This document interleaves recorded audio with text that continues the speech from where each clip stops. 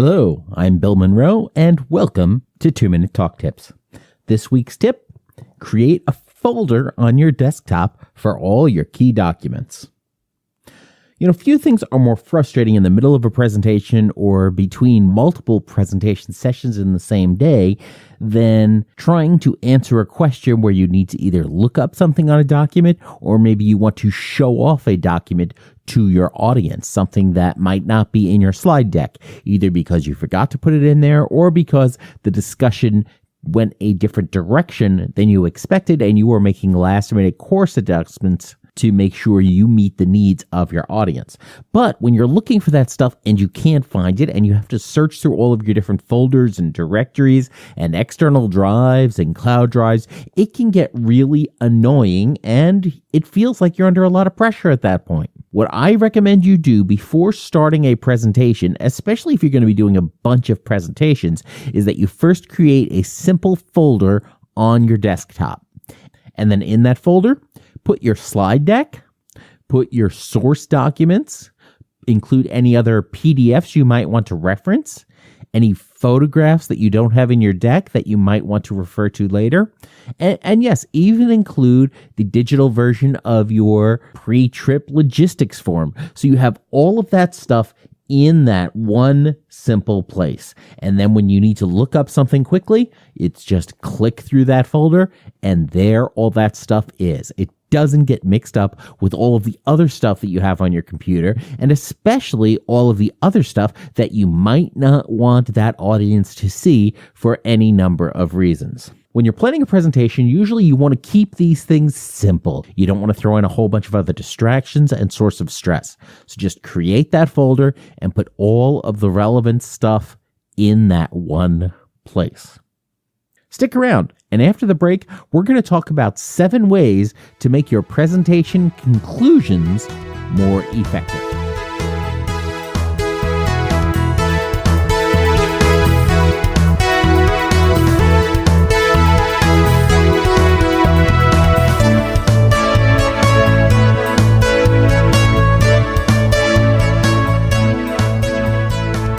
Welcome back.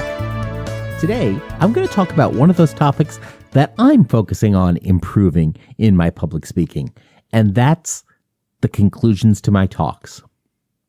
You see, the conclusion is very valuable time, and it is difficult to get it right sometimes and to make it go as smoothly as possible. Because you see, oftentimes, most speakers conclude their talks by simply running out of time and then thanking the audience. Or they go through their content and they get through all of their main points and then they just stop. One of the problems with these approaches is that they sort of leave the audience without a sense of closure. They go through this whole experience with you, this whole session, and then you just sort of stop speaking. Most other conversations don't just end that abruptly.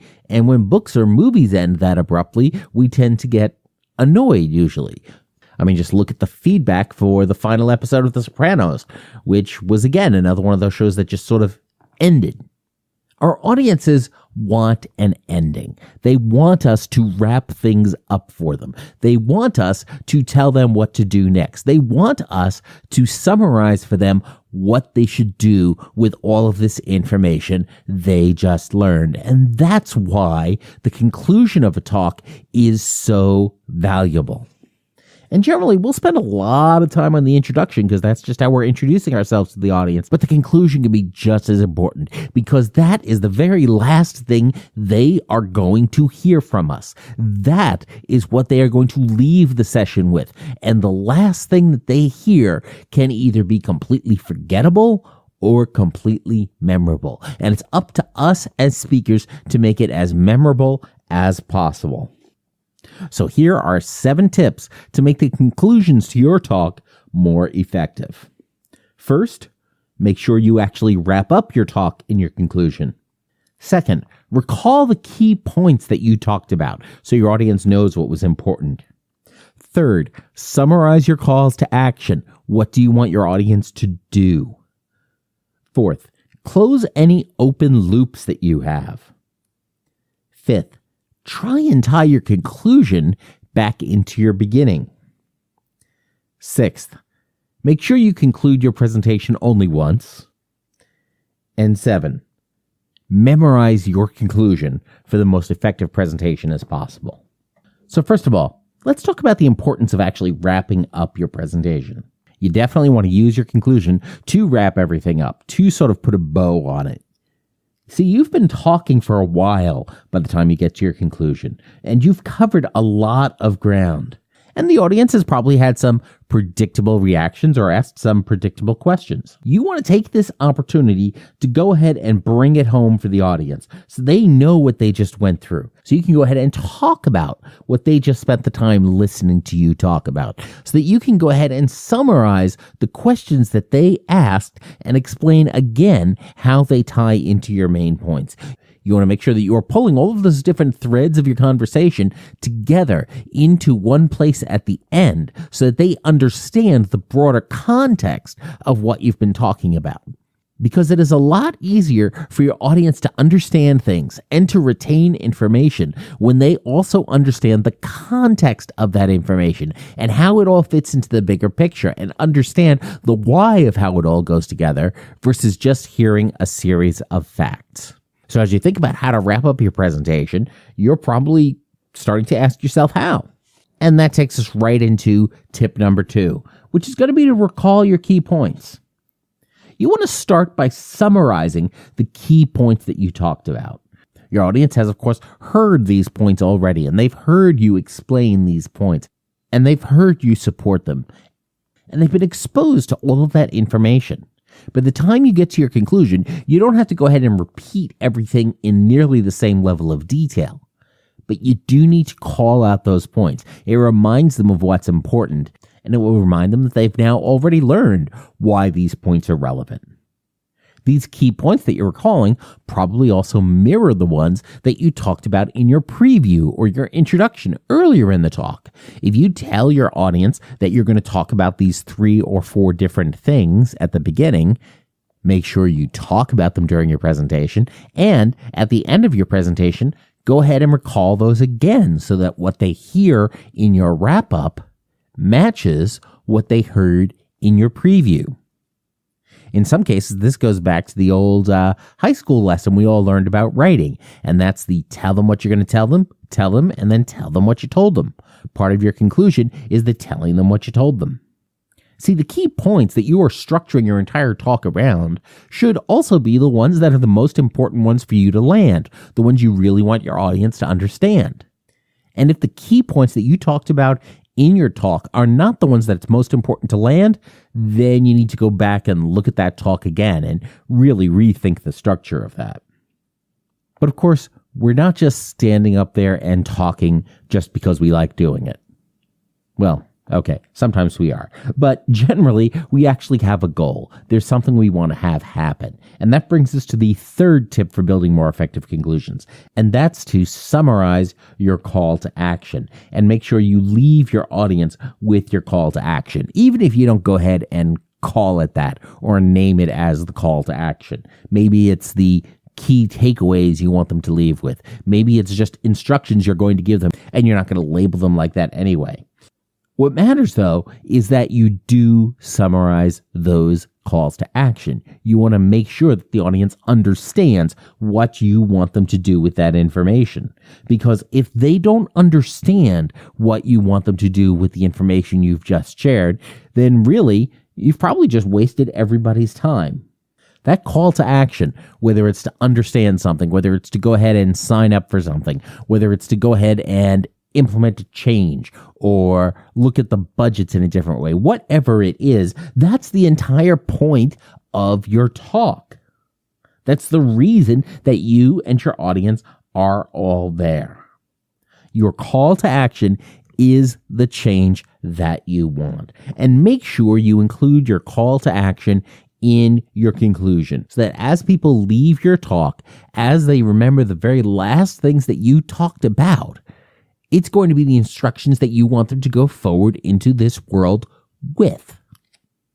The 4th tip for building more effective conclusions is to make sure you close any open loops.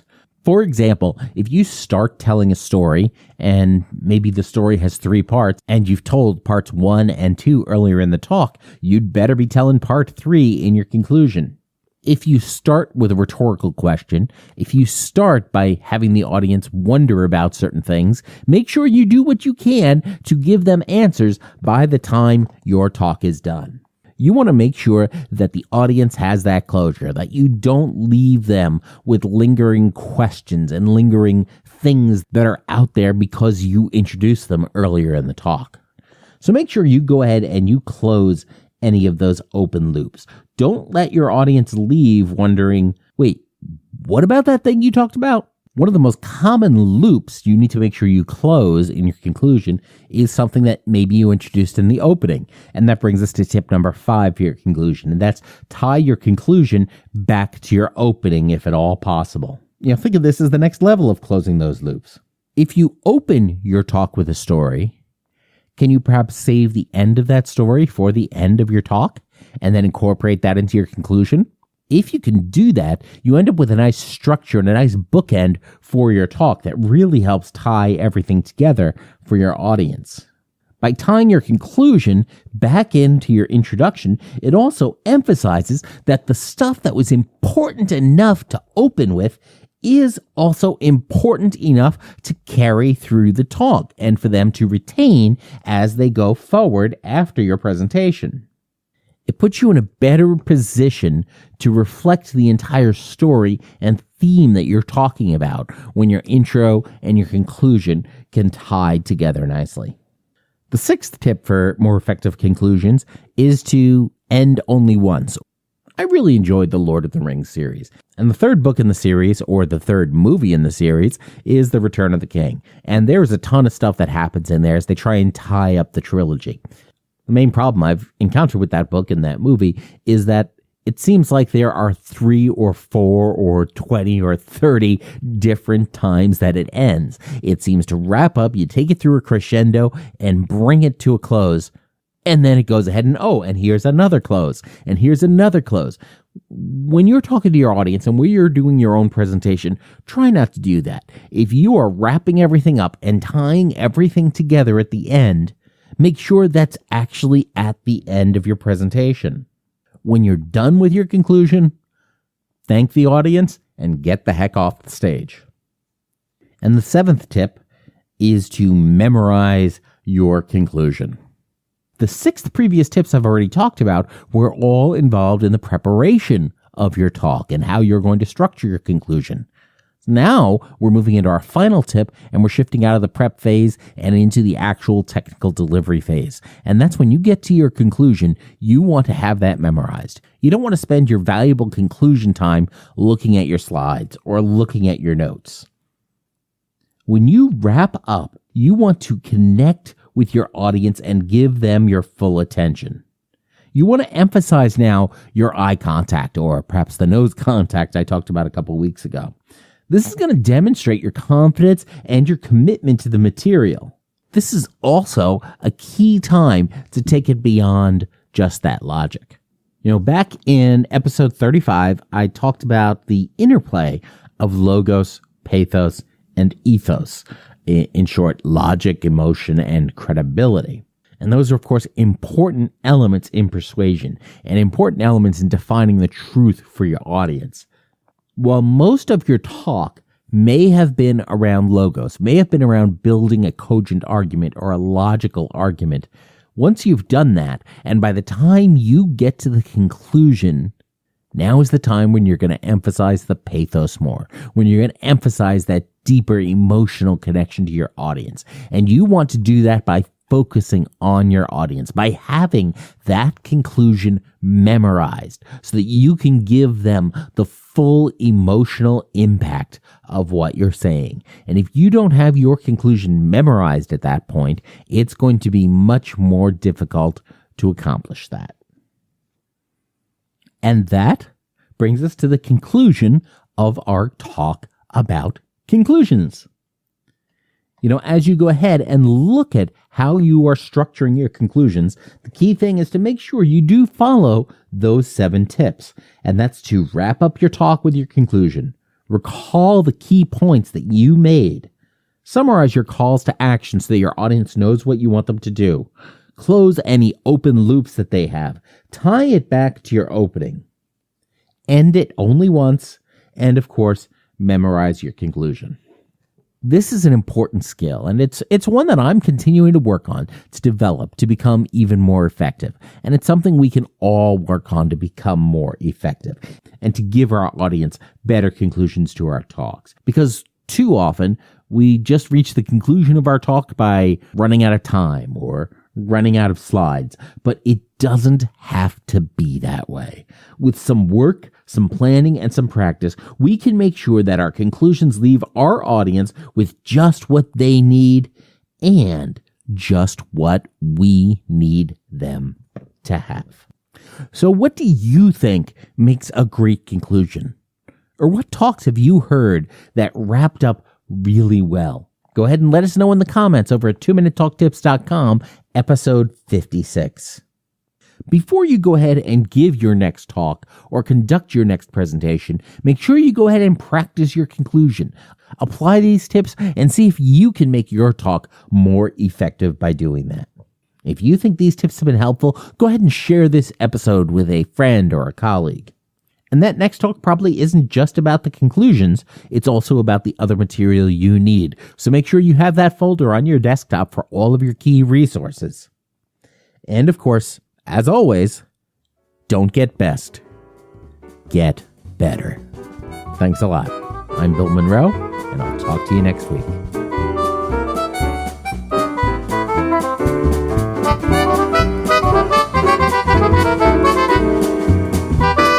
Two-Minute Talk Tips is a proud production of the Currently Speaking Podcast Network.